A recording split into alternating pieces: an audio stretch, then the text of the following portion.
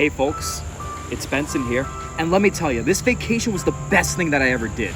No reviews, no editing, no stress, no man-eater or freaky characters at my door. Just me, the beach, and my anxiety at an all-time minimum of ruining 99% of my life. I'm gonna be honest, I may never come back from this lifestyle. It's really relaxing. I could get used to it here. Yep. If only. Alright, let me explain. So, you guys remember during that last review when I left to figure out a verdict? Well, I sort of ran into a hooded figure and found out that interdimensional travel is a thing because he can do it. Convenient, I know. Long story short, I absolutely pwned his ass, kicked him in the face, and I'm never gonna see him again, I hope. But I did want to try that interdimensional travel shit. So I started doing a whole bunch of things. I started trying to go through dreams. I found a portal gun on eBay for $5.99 that came with a really, really cool cup holder. And then it came to me. Why not just snap my fingers and see if I can go somewhere? So I Peter Panned it and believed and tried with all my might. Take me somewhere new that I've never been before. And then I snapped my fingers. I ended up in a Planet Fitness parking lot. I was more than confused. So I decided to do my own staycation, and I'm really enjoying it. So I'll see you guys in a couple of weeks at the end of the month. Aha, but the end of the month has already come and gone then. Who said that? Why, that would be me, old chum. You gotta be fucking kidding me. Greetings, my not-so-handsome version of me. I come to you from a dimension that's not quite radical, but certainly still dandy, and I'm here to bring you back to your viewing content because you are indeed the bee's knees. Yeah, sure. Look, I know you were listening in on me, so you should know that I specifically said I would be back at the end of the month, okay? So go back to whatever old-timey dimension you're from and wait a couple weeks before stressing me out, all right? But Benson, my third-rate person with a fourth-rate haircut. It is indeed time for you to razzle that dazzle. It's time for you to play the music. It's time for you to light the lights. It's time to begin now, isn't it? Because now you have high, high hopes for living. Because this isn't a scene, it's a goddamn arms race. And you better be putting on the Ritz. Sugar, sugar, honey, honey. Can you get to the point, please? It's already September. What the fuck? How is it already September? Well, let's just say that the watermelons that you had were rotten, among other things. Oh, yeah. That. I should have guessed after the issues trying to make Paper Mario the Origami King for August that it just isn't my month. Thanks for the advice, but I'm gonna wait a little bit. I'm sure people understand. I never have enough time for me. But don't you want to show the world that we will rock them? Yes, but again, vacation mode. Oh, come on now, sourpuss. Don't make me pour some sugar on you to kickstart your heart. You said you'd go higher and higher, straight up you'd climb. What's stopping you now? Gee, I don't know. Maybe it's the fact that my mental health is consistently telling me that I'm 23 years old and will never amount to anything because I'm just another guy on the internet screaming about video games, on top of the fact that I can't consistently please algorithms because I spend too long making reviews up to my standards instead of just shipping out half-baked videos more than once a month, and also the fact that they're too in-depth and long anyways and no one's gonna watch them, along with the fact that I think I'm not a good editor or co-host in the first place, let alone for my stuff. Too real? Slightly. Well, the answer's still no. Now stay frosty, have a good day. The exit is wherever you just poofed from. Well, mayhaps I could change your mind with a finally ready change of scenery. I'm listening.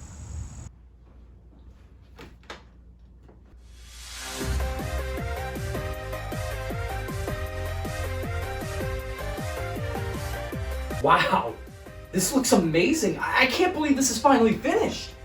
Everything looks so professional and brand new. You certainly went from misery to happiness today in a flash, and you'd be right to do so. This studio is spick and spam new. Mostly.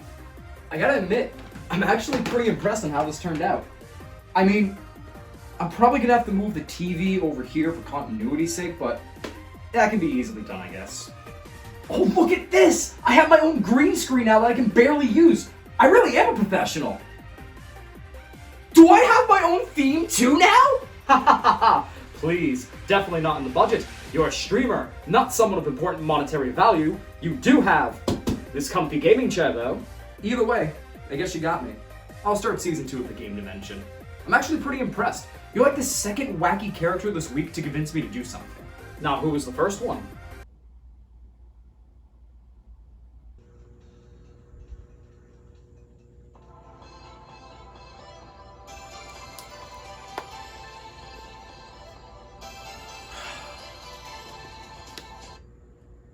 Hello? Review Golden Sun. What? No, I was gonna review something like Paper Mario or another indie game or Kingdom Hearts. Why should I review Golden Sun? Because I said so. Well, why can't you review it? Because I'm busy making the Mega Man 11 review. You're not the only one who misses August deadlines. Kinda pretentious of you to assume otherwise. And that's my problem. How? Look, man, I know where you sleep. Just play Golden Sun. Fine! I'm going to play it. I've been looking to get into the series anyways, and I guess people are talking about it a lot, so I might as well strike while the iron's hot. I just need a way to play it without Nintendo cease and desisting my existence, so gotta figure that out. I mean, actually, I do have the Game Boy player for GameCube, so all I need to do is find a copy, so can I borrow yours? Check your wallet. What? My wallet?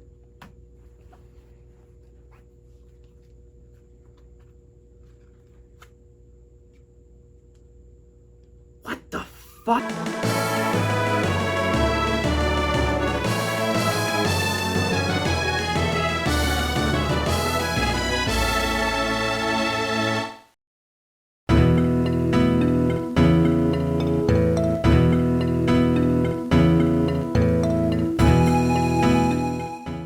Hello everyone, welcome back to the Game Dimension, a channel dedicated to nothing but video games, good, bad, and somewhere in between. I'm your host Benson, and it feels damn good to be making content wherever I'm found, particularly the start of Season 2 of the Game Dimension. Sorry for the late review. August was pretty rough, as a lot of you know by now, but it feels awesome to come back and return. That's more than I could say about how Nintendo feels about Golden Sun. RPGs, baby, one of my favorite genres of all time. Whether it's an action RPG, CRPG, or JRPG, arguably one of my favorite kinds, I live and breathe RPGs. The magic, the world, the creativity developers take with creatures and lore, it's all brilliant. And while other genres have these things too, RPGs just take it to a whole new level, with intuitive combat systems and world building unlike any other. Of course, with such an expansive genre, there are those games that I'm bound to miss out on, especially older RPGs. Which is fine by me, because some series that are not directly tied to Pokemon, Final Fantasy, or some other third AAA RPG series will never see the light of day again, even if it has a decent following, so I never have to worry about trying to play catch-up to play the latest installment. Waiting for Kingdom Hearts 3 suddenly doesn't feel so bad anymore. While some do get eventually either remade or continued in a sequel years down the road, most are left forgotten and have unfinished stories to tell and end up as either hidden gems or cult classics with barely any way to play them without the original hardware, which is incredibly fucked up. Oh, hey Nintendo. Yeah, I don't need to give any introduction to this. If the RPG genre had to be personified as a company, I'm sure it would be Nintendo, because Mario and Legend of Zelda are what Final Fantasy and Pokemon are to RPGs. If it ain't a big name, you're never gonna see it again. I mean, Pokemon is an RPG series that is one of Nintendo's big names, so protect your conception now, because Pokemon will fucking murk it. But that leads me right into today's topic, because what if I told you that there is indeed another RPG series made by Nintendo that isn't Pokemon, and has been left to rot for over a decade since its last installment, with only a small, dedicated fan base to continue its name? You get the seemingly cult classic status of our next game to look at, Golden Sun. Releasing on August 1st, 2001 in Japan, November 12th, 2001 for America, and February 22nd, 2002 for Europe, Golden Sun is the creation of Shugo and Hiroyuki Takahashi over at Camelot Software.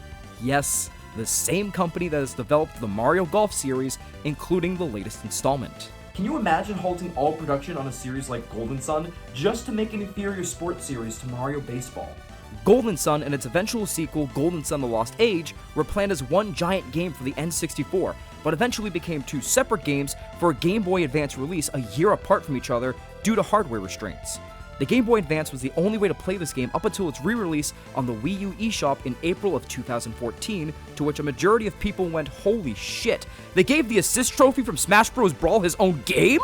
The game sold decently for the time, with over 1 million copies between America and Japan, and has been held in high regards today, with many people praising its music, world, and successfully experimental combat system, with many critics still lauding it as one of the greatest 2D RPGs of all time, pioneering what it meant to be a handheld RPG. It even still has a dedicated fanbase that holds it highly to this day, which, if I'm being honest, is unheard of for older RPGs of any kind. Usually if you go back to any from the 90s to even early 2000s, they usually don't hold up well for anything like slow combat, large amounts of grinding, or a random third thing. The fact that so many critics and fans, new and old, still hold this game in such a massive positive light has me pretty excited, all things considered. This is going to be my first time ever playing the Golden Sun series. I have no memory with this other than the fact that I saw the last published game, Golden Sun Dark Dawn for the DS, constantly on Walmart shelves as a kid. I finally got interested in the series over the last year or so because Fuse told me all about it. I'm hoping that this review isn't just my way of giving the game a shot, but also sort of introducing myself to a new fanbase that I hope to interact with more. Golden Sun Day was on August 1st for fans, and I'm hoping my little teaser I released then was enough to keep them interested and also give them a sense of nostalgia of when they first played the game. A little side note before we continue though, is that I played this to get footage on the Game Boy player for the GameCube, so you're gonna see a purple border around the screen that makes it look like, well, a Game Boy.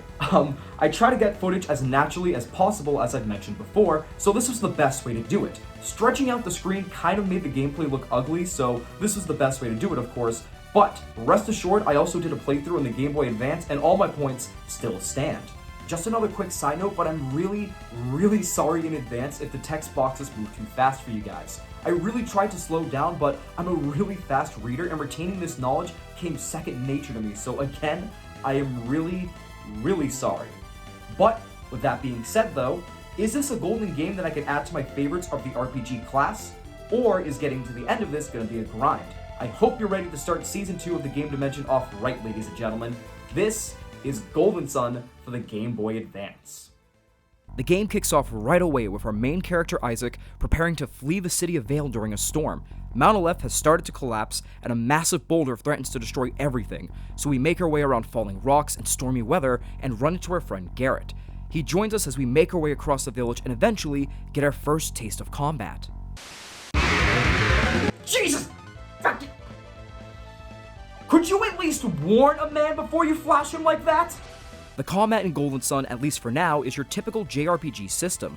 You have your attack with pointy object button, your magic, your items, and a defend button to ignore that lets you take less damage. Yeah, I certainly know a couple people that could use that button. If you love this system like I do, then you're already okay with this aspect of the game. But if you don't, then this may be a deal breaker at first glance. However, I wouldn't write it off just yet, because Golden Sun does something that even some RPGs today don't do to make the system more enjoyable. They speed the turns up. Blasphemy! The thing with JRPGs before Golden Sun and even today is the fact that combat, while open to a lot of strategy and planning, is boring for so many because of things like a lack of real movement, no satisfying weight to your characters landing hits and spells, and summons taking so long to just actually land. And while I personally have no problem with this, I can totally see why it turns a lot of gamers off. So, how do you remedy this for a JRPG on a system that people can take with them while they're on jury duty? You pump the speed up to times 12. Characters almost instantly dash or leap towards their enemies ready to strike, and when they land a hit, you hear the crunch of your sword landing on the monster, along with a foe sometimes being knocked back for a second. Magic doesn't take 50 years to happen, as even later spells for the most part get to work as soon as you call for them, and even the text telling you how much damage is done scrolls out in a flash. You blink during a battle and all of a sudden the game is waiting on you to push a button to advance to the next attack, as if you're wasting its time. Meanwhile, in Pokemon Platinum, you push a button, and you have plenty of time to make a Hot Pocket before anything noticeable happens. Not only that, but the game makes use of a camera system that makes battles feel more dynamic, and everyone feel like living, breathing people, instead of just sprites on a screen. The game is a 2D RPG, sure, but this camera system immediately swings around as the battle begins, giving you the feeling of pseudo 3D and a more dynamic environment, and even during combat, the camera will switch different angles almost instantly, so you get another perspective attacks landing, like you're watching an epic fantasy movie right before your eyes. Again, I personally love JRPG combat, and have no problem with the time it takes to land attacks or spells in some cases, because they're always grandiose and spectacular. But that same spectacle is here in Golden Sun, but faster and still has that effective wow factor. And to be honest, I don't know if I can go back to other JRPGs right away. This legitimately feels like a fresh take on the combat system, and all they did was add a unique camera and give everyone on screen a dose of caffeine. But that is not even the beginning, because there's even more to the combat that we'll get to soon enough. Just know that this is already fun, and regular battles, without you planning your moves in mind, sometimes take less than a minute, which is just great work by Camelot. Especially because now I feel like grinding for EXP isn't as tedious in this game, because any battles you get into are over and done with, especially later in the game with aforementioned powerful spells. Genuinely amazed at how much fun I'm having already, and this is just the basics. Anyways, we continue on, and Jenna's brother Felix is stuck in the river almost drowning, and we go on to find help. Unfortunately, everyone trying to hold the boulder back falters, and it comes tumbling down, killing off Felix, Jenna's parents, and our father. We go to find more help and suddenly stumble upon Homestuck fanboys Sadaros and Minardi. Turns out they were the reason Mount Aleph is destroying everything, because they attempted to ransack Sol Sanctum to find the elemental stars and revive alchemy across the land. Of course, we overhear them and promptly get our asses handed to us as the storm rages. All in all, I really enjoyed this introduction. It introduces us to the basics of combat, and it moves along relatively quickly. I mean, yeah, the story is familiar ground, but again, it doesn't waste your time with it and knows what system it's on and the implications of what it means to be a game on the go. You have places to be and things to do at some point, so it doesn't drag on, and I can absolutely get behind this. Plus, the combat is familiar but refined, an excellent opening. Which is good because we get exposition and nonsense for the next few minutes. After our encounter with the anime baddies of the week, we time skip to about 3 years later. Isaac, Jenna, and Garrett are all grown up and have begun to master synergy, the magic of this game. Here we learn our father died, how he'd be so proud of us, our future ahead, typical silent protagonist stuff. What is interesting is that we get a lot more yes or no prompts to questions or decisions. Ultimately, we still don't have much of a say either way as events will unfold, but you do get slightly different dialogue at first, which is interesting. They wanted to make Isaac a bit more relatable and personal, I suppose, but at the end of the day, he could have just not been under a vow of silence? I don't know, I get the sentiment, but considering most of these prompts don't lead to too many noticeable changes in decision making, it's just an odd design choice. Either way, our mom sends us on our way, and we go to find our mentor Kraden so we can head up the mountain and learn about alchemy, the foundation of the world. Of course, we aren't the only ones interested in the secrets untold, as Sadaros and Minardi attempt to coerce the info out to no avail.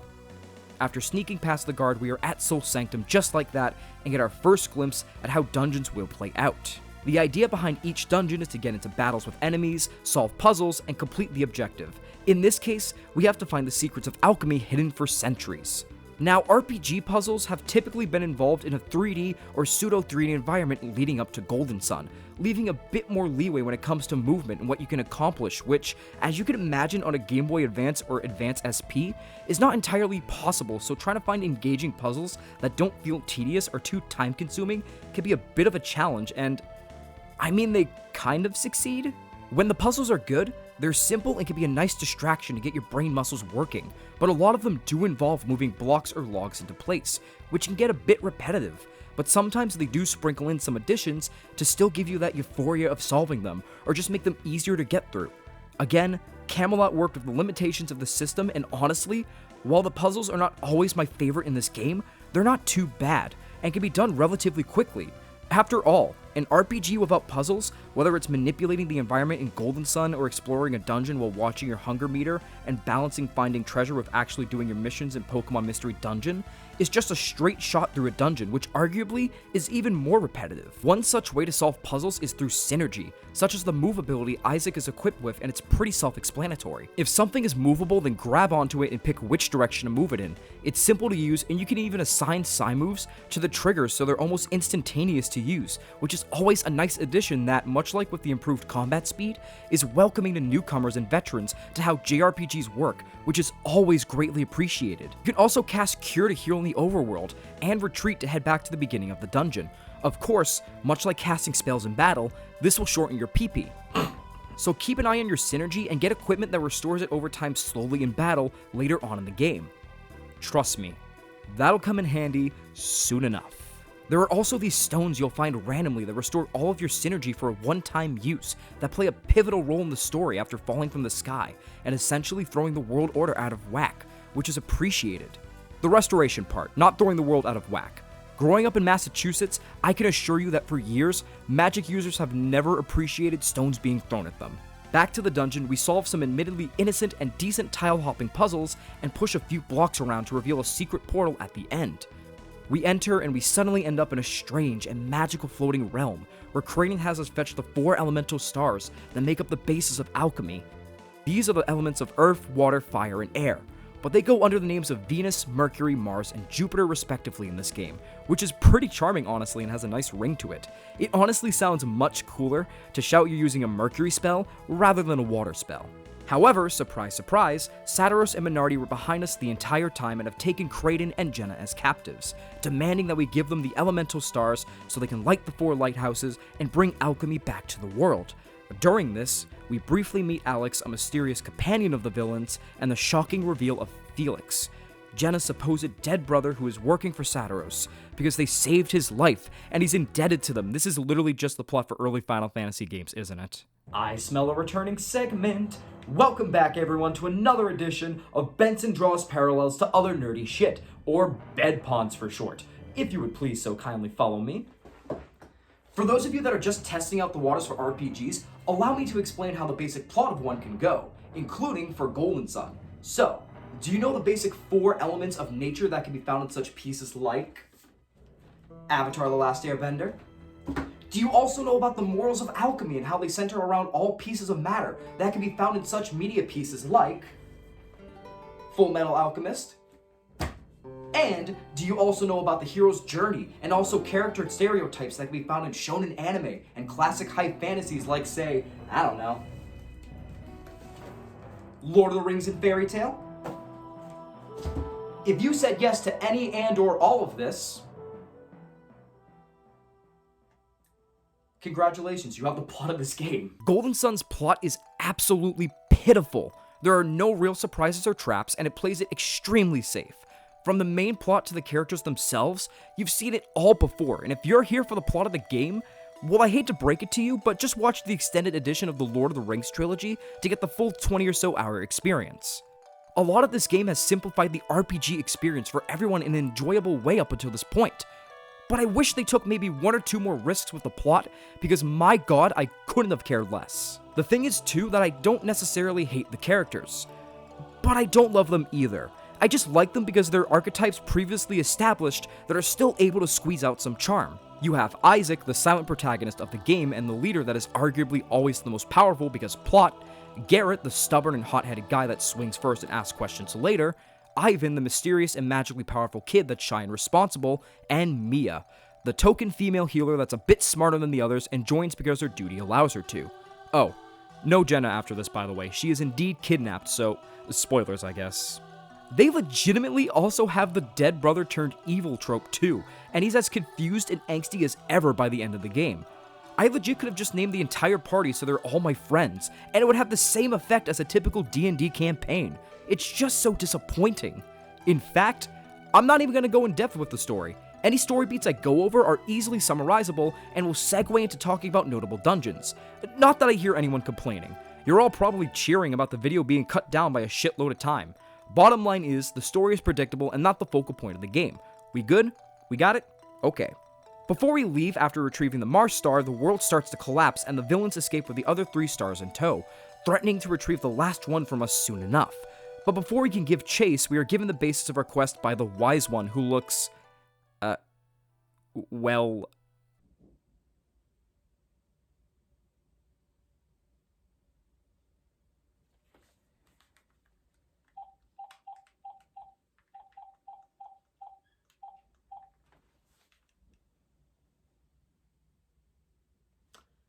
Hey, Wise One, it's Benson. How you doing? Yeah, I'm good. Listen, I know you said earlier you needed help finding your missing testicle. I think I found it.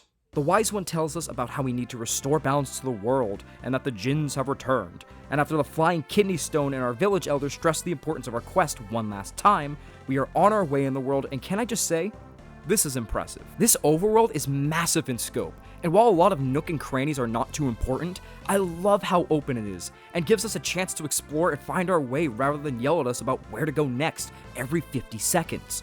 But it doesn't take long though until we run into a little creature named Flint, a Ginn and the last piece of the puzzle when it comes to combat. There are 28 Jinns in this world, 7 of each element, and you'll come upon them by various means, whether it's solving a puzzle, finding them by chance in certain parts of the overworld or towns, and even having to fight them. Once you do acquire them though, they join your party Persona style and come with their own personal gains that you can employ in battle. Some are as simple as an elemental strike, but others involve things like buffs, debuffs to enemies, status ailments, healing in all forms, and so on, and to use them in battle, you have to set them to whoever they are attached to. For example, setting Flint to Isaac in a battle means Isaac can launch a Venus-based attack at an enemy. Setting a Ginn doesn't just mean getting various positive effects either. If you set between 1 to 4 Jinns of the same element, you get to perform summons that are not only the strongest attacks in the game, but enhance that character's power in the element that was summoned. Setting 1 Ginn gives you a basic Ginn summon, but once you start stacking 2 to 4 at a time, you get summons based on characters in mythology that are super badass and awesome to watch. And just like the combat of the game, if you're getting tired of watching summons, you can skip the cutscene with a press of a button and just watch the attack land, which is a nice feature for anyone that just wants to get to the action. This does come at a risk, however. Much like there is a set command, there is one for standby as well. You can waste a turn by unsetting a Ginn so you can use his power again and strategize at any point, but by using a summon, your Jinns involved will have to rest before you can use them again, and depending on what Jinns you used and who you're fighting, you could very much be in trouble if you aren't careful. For example, if you set up Ivan with Jupiter-based Jinns including Zephyr to boost your speed and Breeze to boost your team's defense temporarily, and then they are both involved in a 4 Jinn summon of Thor, depending on when you summon them, they could be out for a few turns before being used again, and depending on the circumstances, you could have signed your death warrant. It turns into a high-risk, high-reward type of scenario, especially later on with enemies and bosses that can attack twice in a single turn, but damn if it isn't rewarding to see what you can work with and plan your next strategy, especially with the 4 elements adopting a pseudo-Pokemon effectiveness system, with certain adjacent elements being effective against each other and others resistant. Jinns aren't just useful for summons or buffs either. Depending on what Ginn you set to which character and how you even use Jinns in combat, you could change a character's class, even mid-battle. The creative freedom that is lacking in distinct personalities of the characters certainly went to the Jinns and classes, because depending on what Jinns of different elements you set to certain members, you can really get some interesting combos.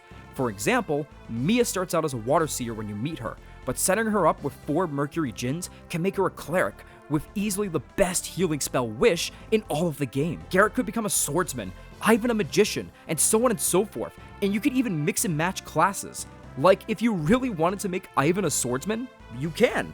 And of course, like any good RPG, changing classes with these Jinns, even in battle, changes what spells you use, your health, and other stats, and adds yet another layer of strategy to your playthrough. If it isn't clear already, then I love the Ginn system. I honestly think it's such a unique concept, we don't see it too often that is executed perfectly. Sure, Jinns are very much in your way sometimes as an easy grab because the game does want you to progress and become stronger without becoming a roadblock, but you are genuinely rewarded for going out of your way off the beaten path, or taking an extra minute or two just to solve a puzzle with these Jinns. The game will only put the bare minimum to beat it out in front of you. If you want to go above and beyond and have the best advantage over all you face, you'll want these little guys, and it never feels like a chore. Well, except for the overworld ones that you need to stumble upon by chance in certain areas, those rare ones are stupid. Playing around with the system in and out of battle affects so much, and it's so great to use and tinker around with. But you know what this reminds me of? Dungeons and Dragons. This whole game feels like one big D&D campaign, and while you don't exactly have the complete freedom with character development on a personal level, you certainly do with their stats and what they become by the end of the game. Golden Sun walks the fine line being baby's first RPG, and giving you a genuinely solid experience as a veteran with so much flair. Between being one of the first games to let you use magic outside of battles and changing who you are as a fighter, Camelot is your DM and has laid your campaign out for you. Now it's up to you, the player, to make the most of it. Before we continue though, I do want to rank the elemental summons, so consider this my first ranking, or pseudo top 10 on this channel. Number 4, Mercury, literally the worst in the entire game, no question about it. Not only do the summons cause massive frame drops and slowdowns, but Jesus Christ there's no fanfare. You just have Genshin Impact show up on screen, Moby Dickless splooges you with water, and then Boreas is a lame-ass Megazord snow cone machine. Imagine getting your ass handed to you by a giant snow cone. What an idiot. Number 3, Mars. These aren't too much better than Mercury, but Meteor saves it for me. You've got Kieran, aka Little Timmy, finding out how to make transitions and objects move on his Windows video editor from 2004, the lamest and most disappointing incarnation of Tiamat I've ever seen. Put some respect to my homegirl's name, damn it! And the previously mentioned Meteor, because let me tell ya, I do love the idea of starting the apocalypse, all to kill a mushroom with eyes. Number 2, Jupiter, and this is where it gets good all around because we have Atalanta raining down arrows, Procne taking you up in a tornado and just firing its laser at you, and Thor being summoned by a rainbow symbol in the sky to overkill your enemies with lightning strikes. It's legitimately the most metal summon out of all of them, and it's just fueling my conspiracy theory on why Golden Sun is canonically in the multiverse of the MCU. Finally, at number 1, we have Venus, and these are just the wildest ones. We have Ramses winding up his fists like he's Popeye, all to bring down a rock slide, Tree Frog spitting the seeds at you and killing you with trees, The Lorax would be so proud. and finally Shovel Knight if he was in Dark Souls, in what is the most badass and anime-like summon of them all as he casts Judgment on you. This is the objective ranking of all the summons in Golden Sun. Don't even bother putting your list down in the comments section, I already know you're wrong and will delete them. Make sure to like and subscribe for more Watch Mojo content, and let's continue. While on the topic of summons and how they look, this is the perfect time to mention the graphics and design, which are solid and one of the best looking games on the GBA. The character designs are neat and colorful, more than I could say for their personalities, and the world pops with color and unique set pieces. The character models and enemies look amazing, especially in battle. The enemy designs are all solid and creative for the most part. Well, except for the mushrooms and warrior bees, of course, but their early game enemies, those are always the lamest. The game actually reminds me of another RPG and one of my favorites of all time, Super Mario RPG Legend of the Seven Stars. They have that clay-like look to everything which gels pretty well with the character and world designs, and I easily fell in love with the look of this game. Super easy on the eyes and makes the fact it's on a handheld all the more impressive in my opinion. We reach our first destination, Vault, and meet Ivan, who got left behind to find out who stole his master's shaman rod, and to do so, we have to use mind read on a bunch of people. This honestly is a cool ability that I wish got used way more in the game. After Vault, it rarely has any sort of use that is impactful, outside of finding hints possibly on where to go next, and allowing access to Fusion Falls Cave later on in the game. It feels like a throwaway ability that should have just never made the cut if this was how it would be treated. We figure out it's the bandits, color me shocked, and enter our first boss battle with them, and while it isn't a hard one, it will introduce you to how bosses and enemies work in this game. They're just as clever as you and will take advantage of items, defending, and even special abilities that activate at random with their weapons, which can be said for you as well once you start acquiring artifacts at shops. Again, it's not hard, but still a decent fight.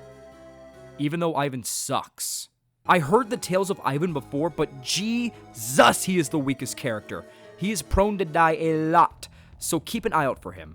Luckily, there are Djinns that can revive your allies, so I guess his flaws are still a strategic positive. That is, if the Djinns would like to not RNG reviving and fail sometimes. Reminds me of real life.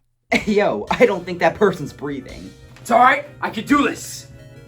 Come on, live, damn you! Clear!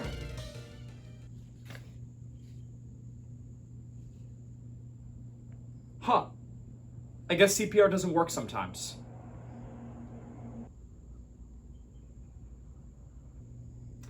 So, here's $5,000 for the CPR. We defeat the bandits and Ivan gets the rod back, proceeding to give chase to his master who went north to Lumpa.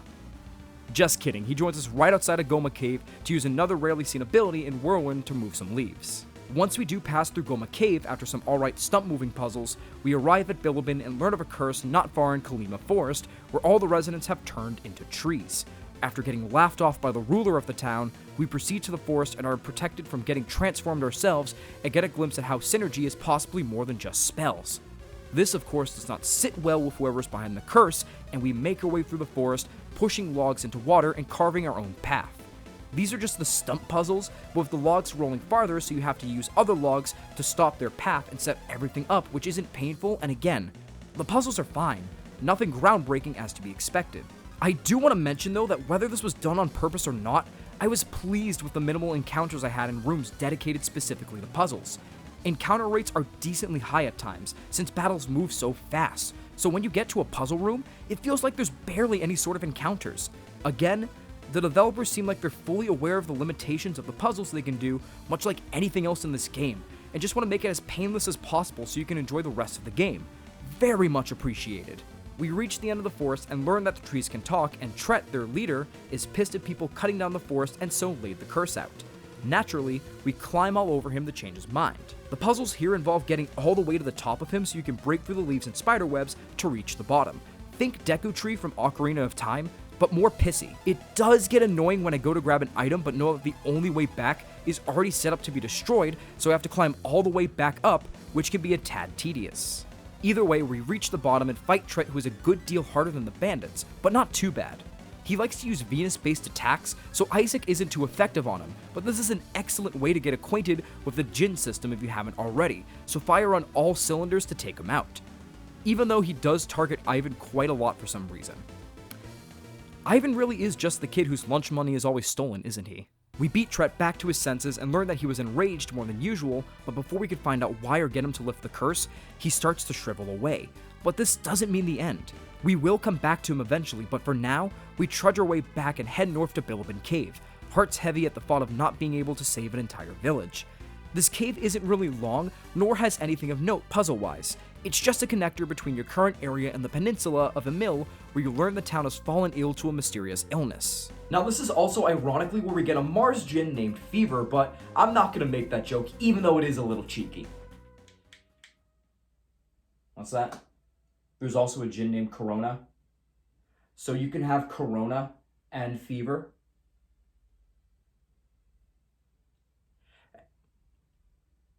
Nostradamus would be proud. It's here that we meet another adept and last member of the party, Mia, who has been the healer for the town. She leaves in a hurry after hearing of recent events and heads towards the first lighthouse, Mercury Lighthouse. This is our first dungeon with complex and interweaving puzzles in the game, and it does an excellent job at showcasing the lighthouse as no joke compared to the rest of the world. You'll be jumping across water for a limited time, looking behind waterfalls, and changing the flow of water thanks to pipes to reach the top, and I thoroughly enjoyed every moment of it. Well, except when I encountered the Mimic. That made me a tad bit angry. Never liked those Craigslist treasure chests. When we reach the top, we find that the beacon has already been lit by Sadaros and Minardi, and while Minardi flees with Kraden and Jenna, we engage with Sadaros. He will absolutely hit like a truck if you're not careful, especially with his fireball move that could damage the entire team. But as long as you take advantage of Mia's boosted power in the lighthouse for summons and healing, due to being aligned with Mercury, the battle isn't too bad, and it does give you insight on Sadaros at least for the inevitable clash that is gonna happen at the end of the game. Before we can finish him off, Alex arrives to the dismay of Mia and says that we only won because Sadaros, a Mars adept, was weakened by the Mercury lighthouse and buys enough time for Sadaros to get back up so they can flee, succeeding at 1 of 4 lighthouses. With the battle done, we can do nothing but give chase, not before stopping at the fountain at the bottom with an empty bottle to get the Water of Hermes, which is exactly what the doctor ordered to save Tret, who lifts the curse and helps guide us on our journey, directing us south. That was a really solid first act. The battle system is amazing, the dungeons are pretty decent, and it all culminates together at Mercury Lighthouse, which is easily the best part of the game so far. I am absolutely having a blast. Which makes the first half of the second act all that more of a bummer. Where the first act felt like a rapid-fire enjoyment of locations and battles, the middle act grinds to a halt for a while, it feels like, starting at Fusion Temple, where we go through a trial which apparently I speed ran according to Fuse. I don't know how I did it, but I guess I'm that much of a pro gamer after all. Either way, we get an object that lets us use the synergy called Force depending on who equips it. This happens for a select few abilities in this game, which are arguably the most useful, including Force. Force lets us punch stuff to reveal a new path or hidden items and get some shine in the next forest, which is admittedly a weaker version of Kalima Forest. There are some light log moving puzzles, but the name of the game is chasing this monster and using Force to find him hidden in a stump and chase him down what is the correct path out of the woods. If you don't have Force for this dungeon, I can absolutely see this being a pain, but Force makes this much easier and a rather forgettable dungeon with a rather forgettable boss at the end. It wasted more time than had me reveling in it. After this, we end up in the town of Xi'an, where we come across a dojo that studies the art of Qi, the art of the body, and after a little display of our synergy by punching a log with Force, we get a cutscene where we meet another adept, Fei Ji, who gets visions of the future, storming off to save someone she knows named Shu. For someone who can predict the future and seems to be hyped up as a great role in the story, she really isn't given much time here, nor is this part of the world as a matter of fact. I mean, this conversation between the dojo master and our heroes about the difference between chi and the synergy we use called ki is so intriguing and philosophical. Ever since Fusion Temple, I've gotten Eastern religion and philosophy vibes that are sort of just mentioned a couple times and never seen again. As someone who enjoys philosophy and is intrigued by Eastern religions like Buddhism, I was excited to see if maybe this would be the twist on the story I wouldn't expect. A challenging of the beliefs of synergy and alchemy that have been sprinkled throughout already through encounters like Tret. A real yin-yang situation. Nope, not at all. It's just, wow, you punched a log with your mind. Cool. Bye, which is so upsetting to me. We leave Xi'an and go to Alpine Crossing where boulders block the path to Shu according to Fei Ji, and since she apparently doesn't know the meaning of just turning her head 90 degrees to the left to see an alternate path, we go on without her and reach Altin, a city drowning because of water monsters. It's a dark situation as all we have available is the inn, and traveling through these mines to stop the cause of all this is set up perfect. The dungeon blows. I was warned this dungeon is the worst one. I really was, but little old me remained optimistic. Hoo boy, was that sure misguided. My problem with this dungeon lies in two main areas, the repetition and the area itself. First off, the repetition. Up until this point, the puzzles at least add a little bit to differentiate from one another, to make you work your thinking cap for a bit, which is greatly appreciated. However, this area has the same puzzle over and over again. Freeze some water to make pathways that lead you to minecarts, change said path of the minecart to advance, fight the fountain of piss monsters, drain the town a little, and rinse and repeat until you fight another forgettable boss that isn't too challenging. They do not add anything to make each level of the mines different. It is just the same puzzle over and over again that left me feeling numb and wishing I could leap into the water so I could just put myself out of my misery. This will be bad enough, but then we get to part 2 of why this dungeon is the worst in the game, the area itself.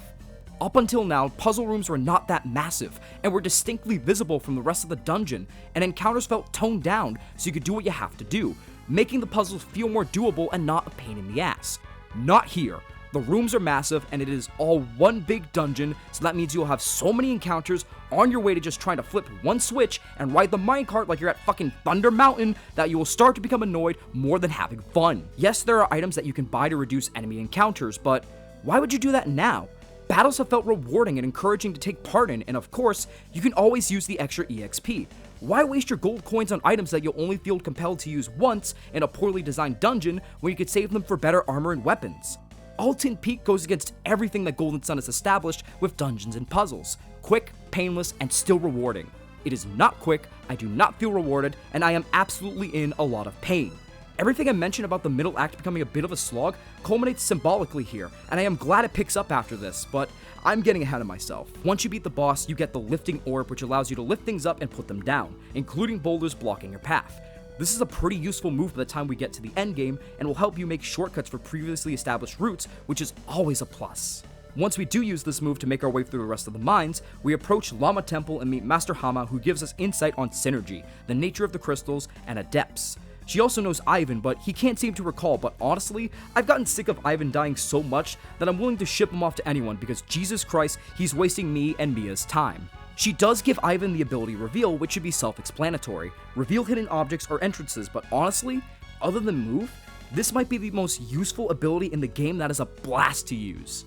You reveal hidden stairwells and objects, sure, but this gets used cleverly to help reveal the true nature of puzzles later on that you'll get more than your money's worth of usage. Honestly, the most fun I've had with Ivan so far. We will need this to cross Lamakan Desert, but first we are presented with a side quest. Fei Shi has finally arrived and mentions Shu being trapped, Hama and her rushing off after him. And with the choice of either continuing on along your quest or helping citizens, you may now enter a long and arduous task of, it's literally just use Reveal, walk 5 feet, and then lift the boulder to save Shu. I feel no joy right now. Okay. The story I could slightly forgive for being lacking, but an RPG without side quests? That is all shades of upsetting. There are only 3 real side quests. One is saving Shu, the other is saving Ivan's master all the way in Loompa after acquiring a skill to make us invisible, and the other is an optional super dungeon. That's it. The only real satisfaction I got was from Crossbone Isle, the super dungeon, which I actually won't show footage for. It's a long gauntlet of mini-bosses and challengingly fun puzzles floor after floor, until you arrive at the boss, which I absolutely enjoyed, and honestly, Whether you could play this game through legitimate means or emulation, Which I am not encouraging, Nintendo. I'd rather you take in the full Pack-a-Punch flavor it brings you firsthand. That and also the boss makes me feel like a little bitch, and I will not expose myself like that, but who's keeping track? Either way, the lack of side quests feels really disappointing. I was enjoying the world for the most part, and without the support of any quest to take in for a little bit off the beaten road, it slices through the replayability of the game quite a bit. And the only way you'd probably want to come back to this game is through challenging yourself with the Ginn system and assigning classes to characters once you can, and that doesn't open up until you get plenty of them quite a ways into the game. Certainly a big negative that slightly affects your first playthrough, but will absolutely make you question any chances of coming back to this game. What a bummer. Moving on, we do make our way through Lamakan Desert, and I enjoyed this area way more than the last few. Reveal gets some big shine here as we use it to find any oasis areas to cool us down from the heat, and snag some goodies along the way. Be careful though, because not every rock cropping is a sign of heaven. Get too close, and you may fall into the pit of an antlion and get dragged into a tough battle. Is this area like Alton Peak where encounters are everywhere including puzzle rooms? Yes. Yes it is. But unlike Alton Peak, the puzzles do not deviate from the path ahead, nor require too much moving around of other pieces to advance. You just have to keep Reveal ready to cool down, and if you do fail to make it to an oasis before overheating, just heal and carry on. The desert doesn't try to combine two contrasting ideas in scope and puzzle like Alton Peak does.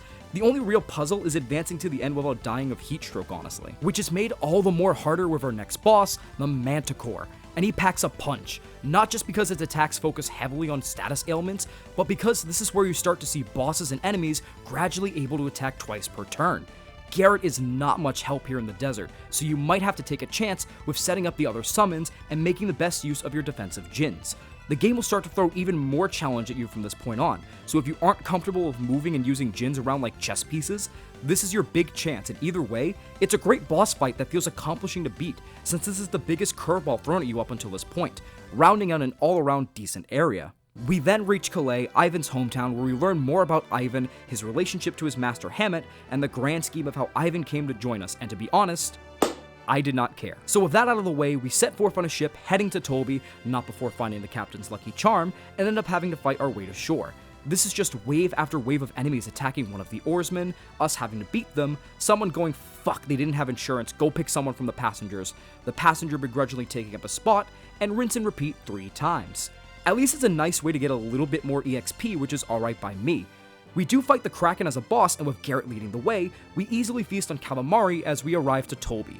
This town is so much fun! A festival is going on during our arrival, and the minigames are quick, gambling bundles of joy. I am ashamed to admit that I spent way too much time and money here. It's just so addicting to play for money and valuable items. You can't help but unwind here after the long journey you've had so far. I did learn the true meaning of pain though when I got the jackpot on this game first try, and ended up with only a vial. We really do live in a society. It was enough to snap me back to reality as I entered Bobby's palace as the tournament rages on, to find that Bobby has gone missing around Altmiller Cave, a place deemed as evil. Naturally, a place for 4 kids to go, right? This is probably one of my favorite cave dungeons up until now. Our path is barely lit by torches, and we use a mixture of Reveal and Frost, another useful ability in this game, to help an invisible man find some draught. This was the place I hinted Reveal got some amazing shine in, as we can make our life a little bit easier by revealing the colors of the rock, which is a clever use of the ability.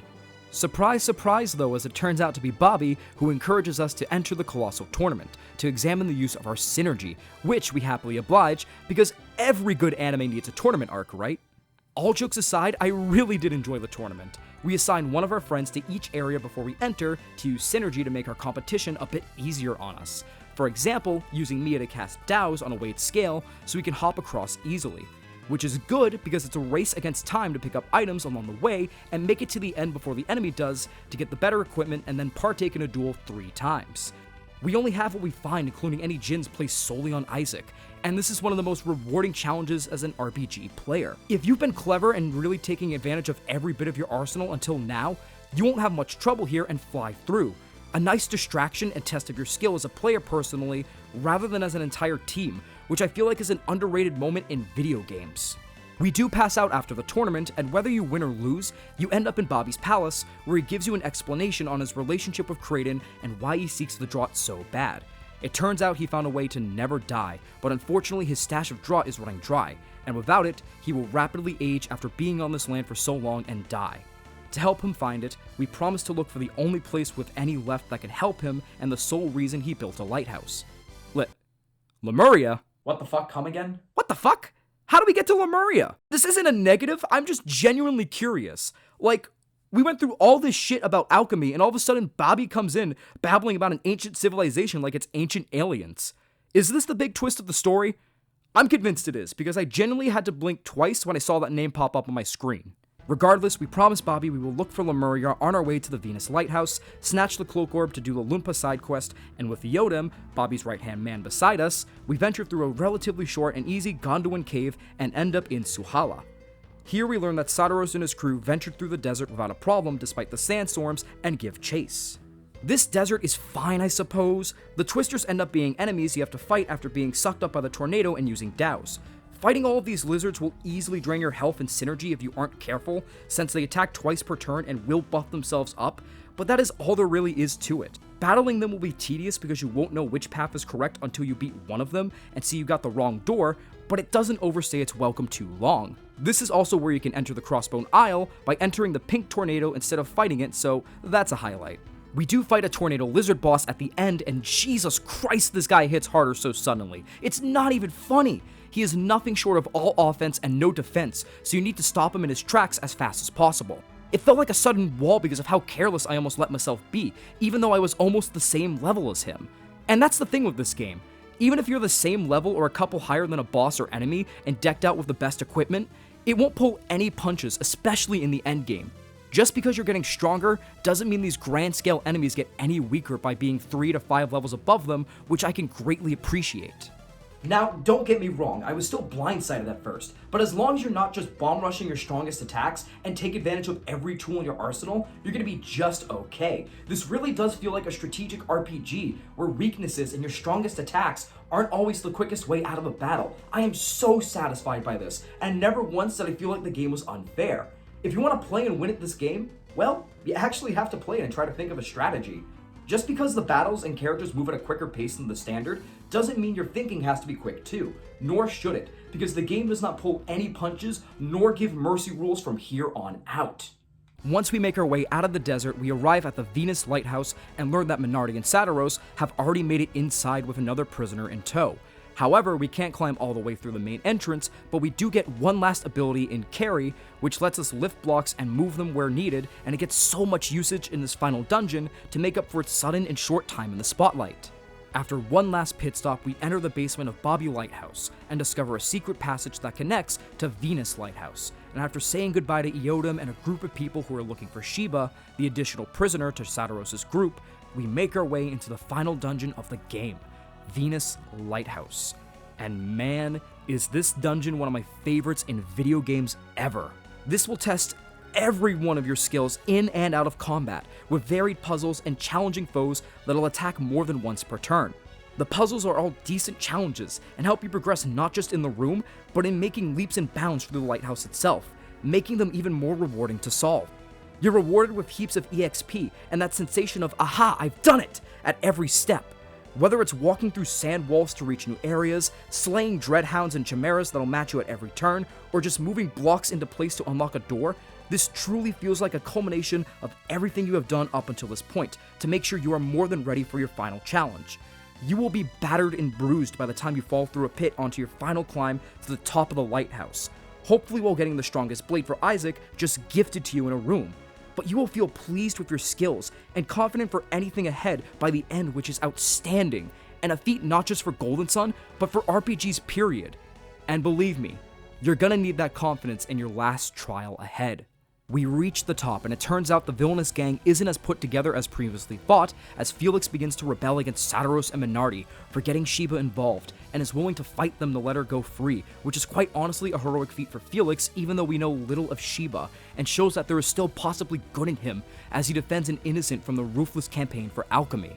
We intervene before blood is spilled, and learn that Sheba is a Jupiter adept, and that the shaman rod Ivan has been carrying this whole time is actually a key to the Jupiter Lighthouse. We give it to Sadaros on the terms that they do not harm Sheba, but surprise surprise, they find a loophole in their wording as an excuse to beat our asses. Capitalism's a bitch. With that though, we enter our final duel.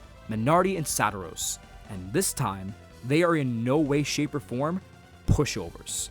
They hit like a tank whenever they get the chance with area radius attacks, buff each other up and lower our stats in one fell swoop, and have moves that can and will inflict tons of damage if we aren't smart.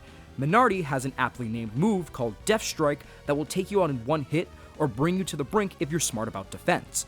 They are that serious and done playing around. I love this fight so much. It really did show that when we did beat Saturos way back in Mercury Lighthouse, he truly was weakened, and even though we may be on the same level as them experience-wise, their training and strengths are a league of their own, which makes it all the more satisfying to strike them down. Of course, you have something that they don't that you should be very familiar with by now.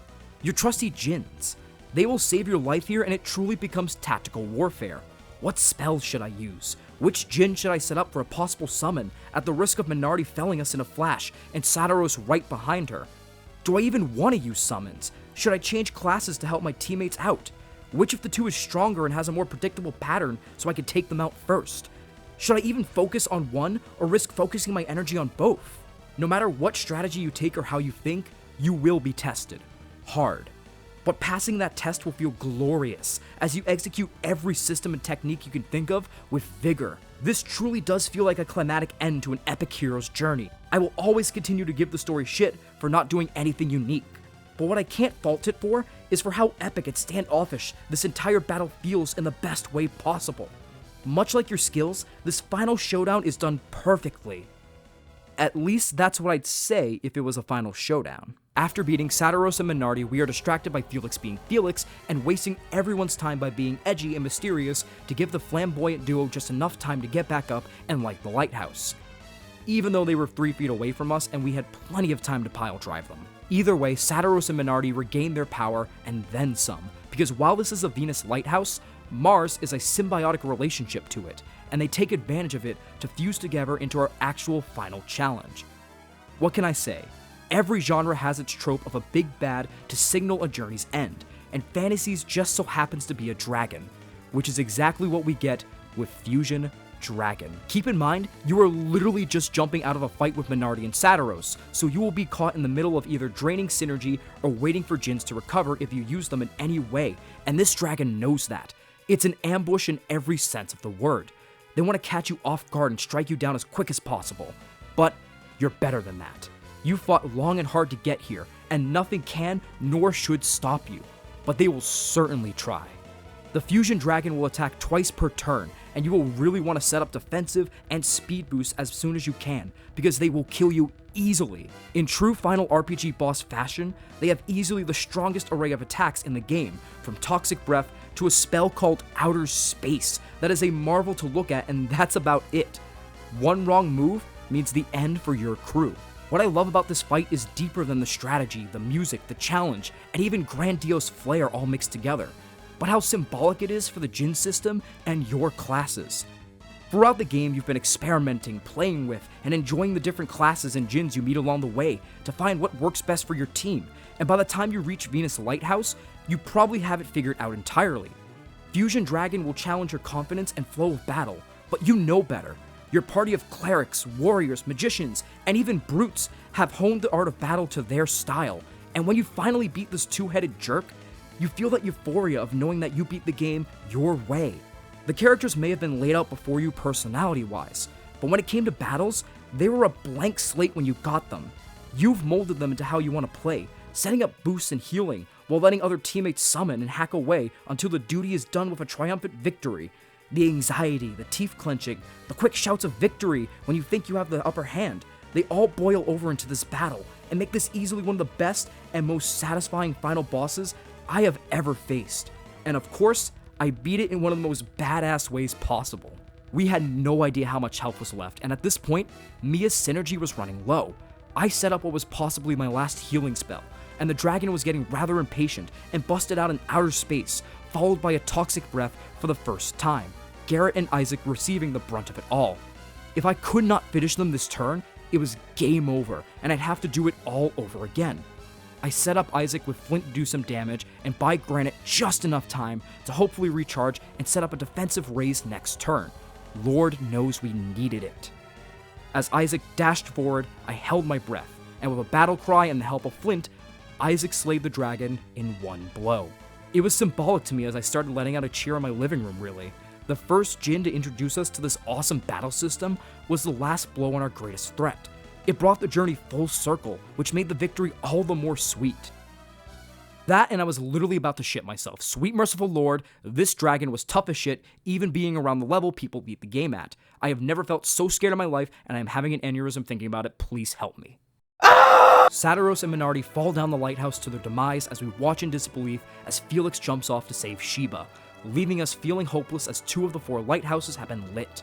I know I give the story a lot of garbage, but I genuinely did enjoy this moment. Everyone feels so lost and defeated. No one expected the villains to be so close to victory. It kinda grounded the story, which, up until now, had been on a positive and hopeful note. A short while after, we give our goodbyes and get access to Bobby's Lemurian ship, hopeful to find Kraden and Jenna along with Lemuria, which we apparently might have seen surrounded by mist. Before we enter the ship, we are given one last chance to do anything we haven't done yet, and if we still go on the ship, we set sail into the world as the main theme plays. The game isn't over just yet though, as we get one final cutscene after the credits where Jenna, Kraden, and Alex are confirmed to still be alive and stranded, coming upon an unconscious Felix and Sheba to set up Golden Sun, the Lost Age. Fun fact, but your save file is actually locked once you enter the ship because you can transfer everything from your levels and all of your items into the Lost Age, which I can totally get behind. They didn't want anyone that's continuing the series to cheat by completely grinding in the first game. I mean, you only need to be level 30 to beat this. Even though it certainly doesn't feel like it. Before we even get to the verdict though, there is just one more thing we need to cover that I'm sure a lot of fans have been wondering about throughout most of this video: the music. And yes, I can confirm, the soundtrack is phenomenal. You have your standard beautiful orchestra for the overworld and towns, as pan flutes, drums, and strings welcome you into a new adventure, giving you not just a feeling of serenity, but also dread at times.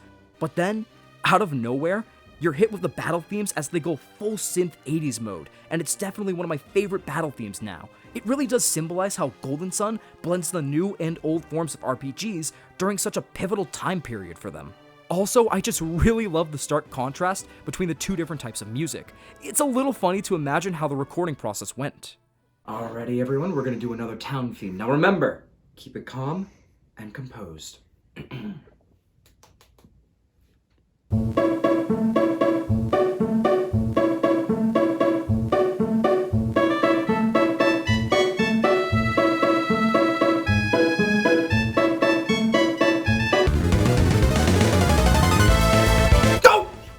Jesus! We are trying to record! Can you please? Stop!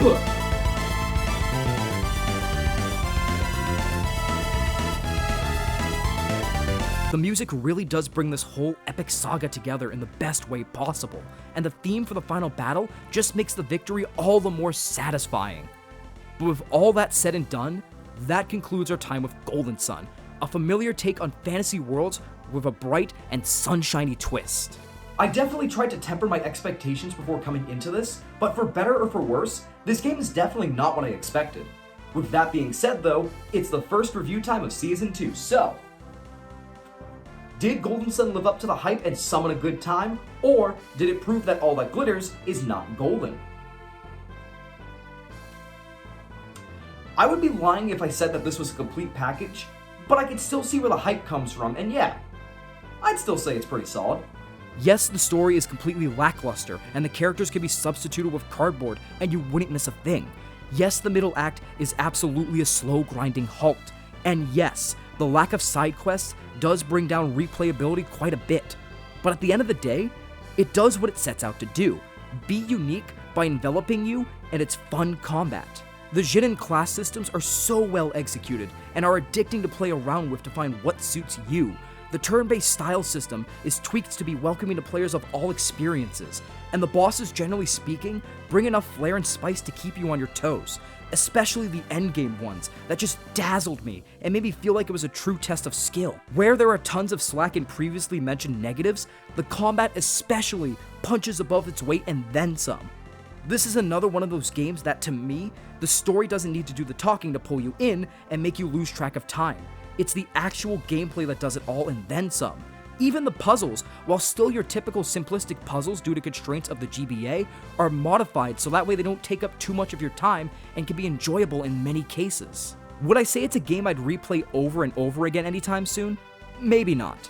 The replayability really does come from messing around with classes and doing your own fun challenges based off of that, which sadly doesn't happen until a little ways in when you can give yourself so much legroom with the Ginns. But I am definitely going to come back to this game, since it is still all around solid. And I am especially excited to continue the journey in the next 2 games, starting with The Lost Age, the second half of the original vision for a single N64 game, which I will come back to at some point on this channel. All in all, Golden Sun gave me a magical ride on familiar grounds that did leave me wanting to come back for more, and Golden Sun fans have every right to praise this game as much as they do. I've become one with the hype.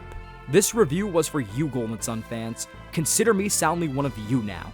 As for the rest of you, if you can get a hold of it on your adventures, I highly recommend changing up your magic by adding this game to your list of must-plays. I truly was worried that I wasn't going to like this game as much as everyone else because of how much hype was centered around it. We've all been there before. And while I do enjoy a good story with my game, I can honestly say that this is one of those rare occasions where it doesn't completely bog down the experience because of how much entertainment I got collecting the Ginns and exploring the world while humming the overworld and battle themes. This really does play with your inner child and D&D nerdiness in the best way possible. And while I wouldn't consider it one of my favorite games of all time, I definitely keep it among some of the greats in the RPG genre and confidently can say that it's one of the best handheld RPGs ever. You really will lose your time playing this game on a car ride to wherever you're going. But with that being said though, that is gonna be a wrap on this review. Thank you guys so much for tuning in, and thank you so much for being so patient. I really do feel like August is cursed for me at this point, even though a lot of it was out of my control, but what can you do? Better luck next year, right? Before we go though, it's another season, which means it's another batch of question time. Have you played Golden Sun before? What do you think of it if you have? Is there a combat system that you enjoy that tweaks the status quo of the genre, even if it isn't RPGs? And finally, Golden Sun fans, what does Golden Sun mean to you? As someone new to the series, I'm really positive I'm going to enjoy what comes next, but I want to see what makes you guys hold it so dearly and meet the wonderful fan base that has kept the hope, the hype, and the love for the series well and alive. Let me know in the comments down below. Be sure to like and subscribe if you like what you saw, and the next time you guys are going to see me will be for a good old-fashioned spooky month Halloween special. I had a video previously planned before this for September, but you know, August kind of got in the way with this video, so I'm just going to push it all the way back into November, which is kind of funny considering the correlation between the game I want to review and the game I reviewed last November. I'm sure you guys are going to be very excited to see a certain character return. Again, I am so sorry for the delay. August really was a bitch, but I'm back, you're back. Hopefully this is back better than ever for you guys already, and I missed you all so fucking much. Until next time though, this is Benson from the Game Dimension, signing off. Have a good day, guys.